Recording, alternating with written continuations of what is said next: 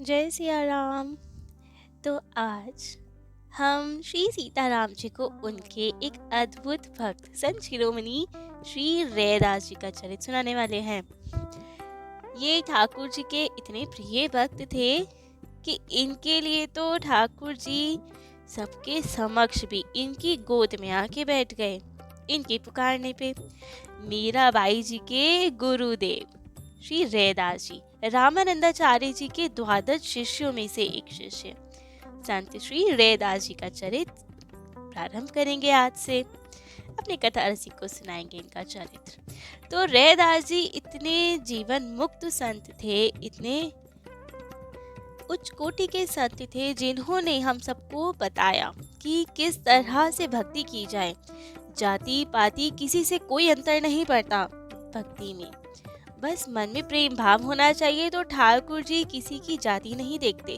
वैष्णवों की तो एक ही जाति होती है, वे तो अच्युत गोत्रीय होते हैं।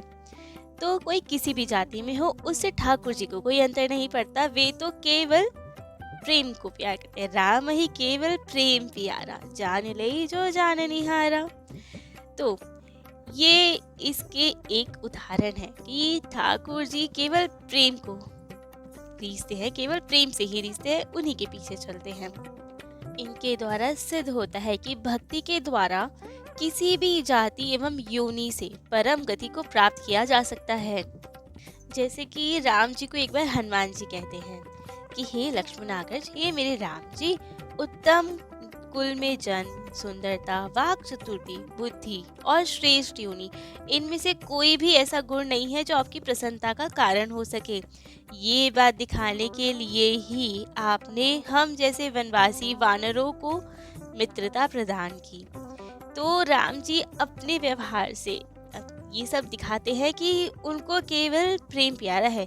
तभी तो कोल भीलों से उन्होंने मित्रता की, वानरों के पास गए, निषाद जी के पास गए, माता शबरी के पास गए, कलयुग में रैदास जी के पास भी गए और सबको बताया कि जाति से कुछ नहीं होता।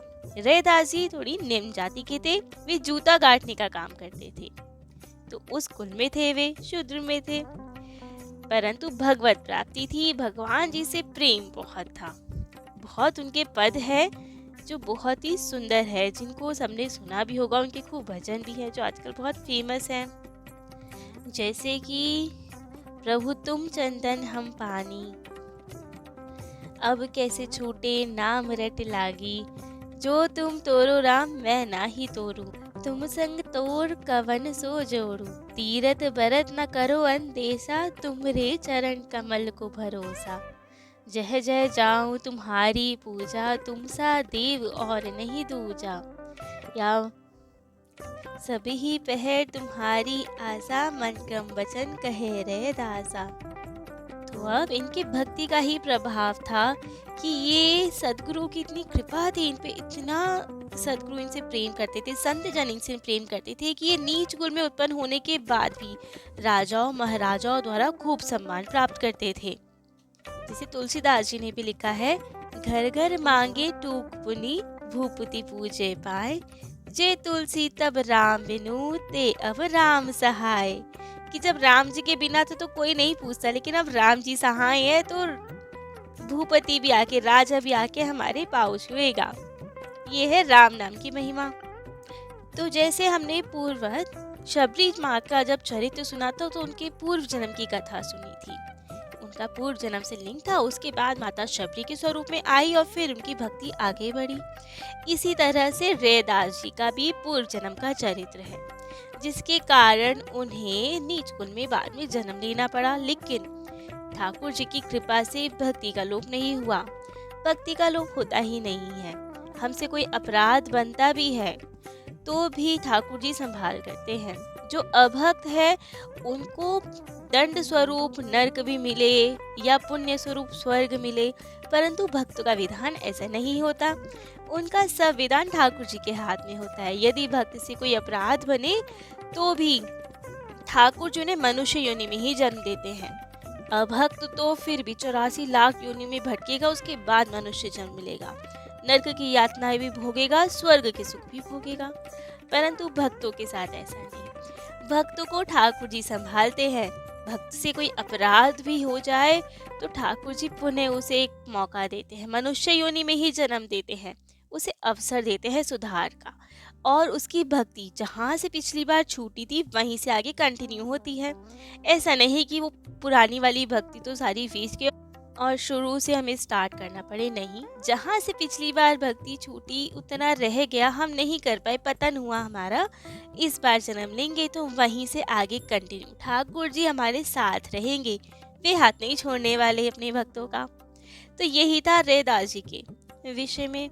तो पूर्व की जन्म की उनकी कथा थी, जिस तब उनसे कुछ अपराध हुआ सेवा में, अपने सदगुरुदेव की सेवा का कुछ अपराध बना, जिसके कारण उन्हें शूद्र योनि में जन्म लेना पड़ा, नीच कुल में जन्म लेना पड़ा। परंतु भक्ति का लोप नहीं हुआ, ना ही सदगुरुदेव ने, उनके गुरु जी ने और ठाकुर जी हमारे राम जी ने उनका हाथ नहीं छोड़ा।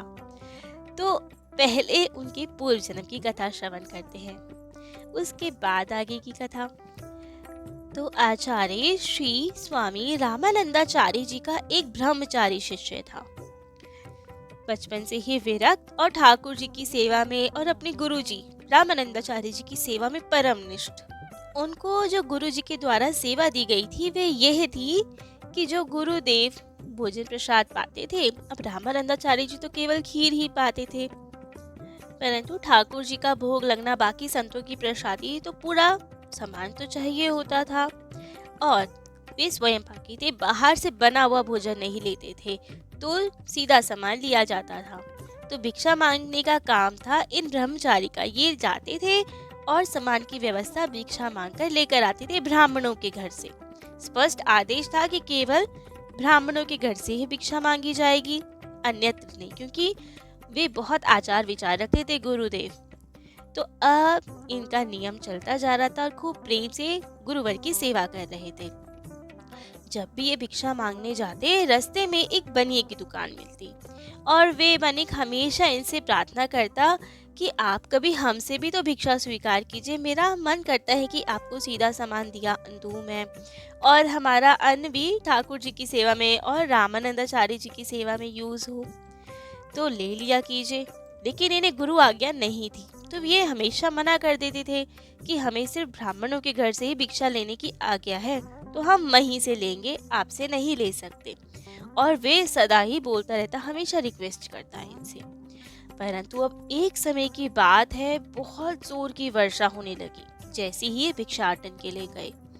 अब तो वर्षा से बचने के लिए वहीं बनिए के छप्पर के नीचे खड़े हो गए कि वर्षा रुके तो हम आगे जाएं भिक्षाटन करने। परंतु वर्षा तो रुके ही ना, वहाँ ठाकुर जी के भोग का समय हो रहा था और वो बनिया तो इनसे सदा ही बोलता ही था कि आप हमसे अन्न स्वीकार करें, हमारी भी सेवा लीजिए। अब तो इन्होंने सोचा कि भिक्षा कैसे मैं मांगने जाऊं, क्योंकि वर्षा तो बहुत हो रही है, तो क्यों ना आज इन्हीं से ले लिया जाए।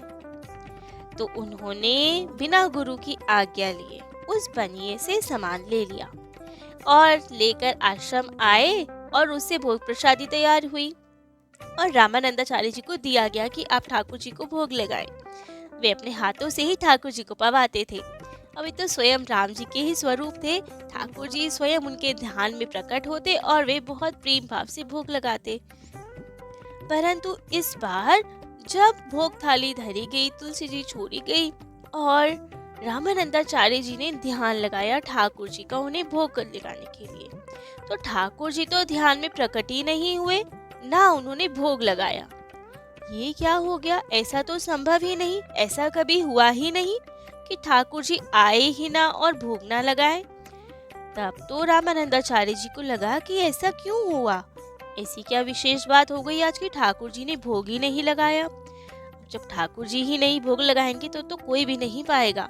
बिना भोग के थोड़ी वैष्णव सामान पाते हैं, कुछ भी सामग्री नहीं पाई जाएगी। लेकिन ऐसा हुआ क्यों?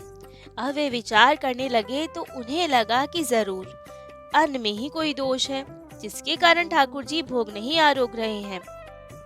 तब तो उन्होंने ब्रह्मचारी को आवाज लगाई और बुलाया।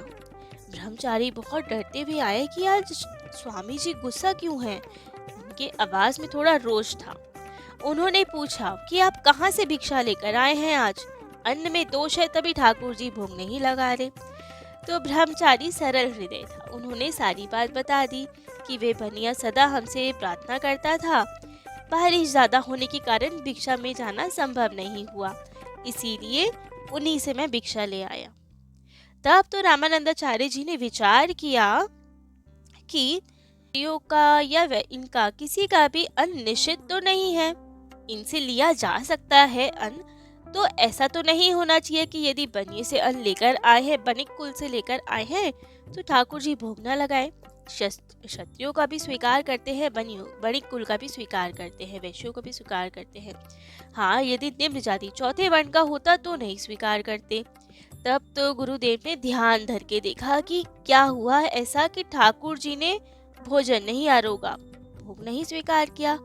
तब तो उन्हें सब कुछ पता लग गया। उन्होंने ध्यान लगाया और जान लिया कि ये जो अन्न लाए हैं असल में वो उन वैश्य बनिक का था ही नहीं। बात क्या थी फिर? बात ये थी कि एक शूद्र परिवार रहता था, चौथे वर्ण के लोग थे, उनके कोई संतान नहीं थी। तो किन्हीं ने उन्हें बोला कि आप यदि रामानंदाचार्य जी की सेवा में कुछ अन्नदान करें, यदि वे आपकी सेवा स्वीकार कर ले तो उनके इतना प्रताप है, इतने सिद्ध संत हैं वे, कि आपको पुत्र रत्न की प्राप्ति हो जाएगी। तो इसी लोभवश ये टोटका करने के लिए उन्होंने बनिक को पैसे दिए कि आप धन चाहे कितना ले लें हमसे, लेकिन ये अन्न, हमारे द्वारा दिया गया अन्न, स्वामी श्री रामानंदाचार्य जी की सेवा में पहुंचा दीजिए। तो इसके कारण अन्न में दोष आ गया। यदि वे लोग जिन्होंने अन्न दिया, चतुर्थ वर्ण के लोग, यदि वे वैष्णव होते, ठाकुर जी के प्रेमी होते, वैष्णव जन होते, तो भी ठाकुर जी भोग लगा लेते, क्योंकि राम ही केवल प्रेम प्यारा। शबरी माँ के घर भी तो गए ना, निषादों का भी उन्होंने फलाहार स्वीकार किया था, अपने हृदय से लगाया था, तो इनका क्यों नहीं करते? लेकिन ये वैष्णव नहीं थे, ठाकुर जी के प्रेमी नहीं थे, उन्होंने संत सेवा के लिए अन्न नहीं दिया था, उन्होंने केवल अपने स्वार्थ की पूर्ति के लिए, एक टोटका करने के लिए अन्न दिया था, जिसके कारण उसमें दोष आ गया था और ठाकुर जी ने वो स्वीकार नहीं किया, भोग नहीं लगाया। अब तो रामानंदाचार्य जी को बहुत क्रोध आया और उन ब्रह्मचारी को बहुत डांटा कि आपने गुरु जी की अवज्ञा की है, गुरुजनों की आज्ञा का पालन नहीं किया, बिना विचारे अन्न ले आए उनसे। उन्होंने कहा कि इनका अन्न लिया जा सकता था इसलिए ही लाए, लेकिन रामानंदाचार्य जी ने उन्हें सब बात बताई कि आप नहीं जानते कि उन्होंने किस नियत से आपको अन्न दिया और ये कहाँ से अन्न आया है। तो अब क्या किया जाए? वैष्णवों का अन्न नहीं है, इसे ठाकुर जी ने भोग नहीं लगाया और हम कोई नहीं पाएंगे ये अन्न, तो इसका दंड मिलेगा आपको, क्योंकि गलती हुई है, ठाकुर जी को भी भोग नहीं लगा और गुरुजन की आज्ञा का पालन नहीं किया गया। और एक रीजन और है, उन्होंने पुत्र रत्न की प्राप्ति के लिए अन्न हमारी सेवा में भेजा और दृढ़ विश्वास के साथ भेजा कि यदि रामानंदाचार्य जी की सेवा में अन्न गया तो पुत्र रत्न अवश्य मिलेगा। लेकिन रामानंदाचार्य जी ने उस ब्रह्मचारी को बताया कि हमने ध्यान धर के देखा है, उस व्यक्ति के तो 7 जन्मों तक कोई संतान नहीं होगी, उनके भाग्य में तो पुत्र रत्न है ही नहीं, तो अब कैसे पुत्र रत्न दिया जाएगा उन्हें? क्योंकि उन्होंने सेवा में अन्न तो भिजवाया है, चाहे किसी नियत से भिजवाया हो, दृढ़ विश्वास के साथ भिजवाया है। यदि उनका विश्वास टूटता है तो संत के वेश में उनका विश्वास टूट जाएगा, विश्वास नहीं टूटना चाहिए उनका। तो अब रामानंदाचार्य जी ने अपने उस ब्रह्मचारी शिष्य को श्राप दिया कि आप ही अब उसके घर में उसका पुत्र बन के उत्पन्न होंगे, जिससे कि आपको भी दंड मिलेगा, गुरुजी की अवज्ञा नहीं करनी चाहिए और संत वेश का मान भी रहेगा कि संत सेवा में किसी भी भाव से भिजवाया, चाहे गलत तरह से भिजवाया, लेकिन विश्वास तो था ना संत वेश में। और वो विश्वास कैसे पूर्ण होगा? हम किसी को कैसे उनका पुत्र बना के भेज दे? जिसने गलती किया वो ही जाए, तो इसलिए आप उनके घर पुत्र बनकर जाएंगे। तो इसी अपराध के कारण उन ब्रह्मचारी को उस व्यक्ति के घर में, चौथे वर्ण के व्यक्ति के घर में पुत्र बनकर जाना पड़ा।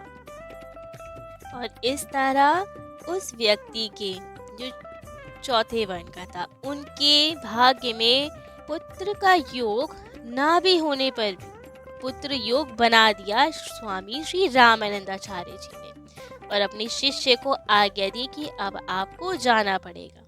परंतु स्वामी जी गुरुदेव दयालु तो होते ही हैं, तो उन्होंने उन्हें आश्वासन दिया कि आप जाएंगे तो अवश्य, परंतु भक्ति का लोप नहीं होगा और मैं कभी आपका साथ नहीं छोड़ूंगा।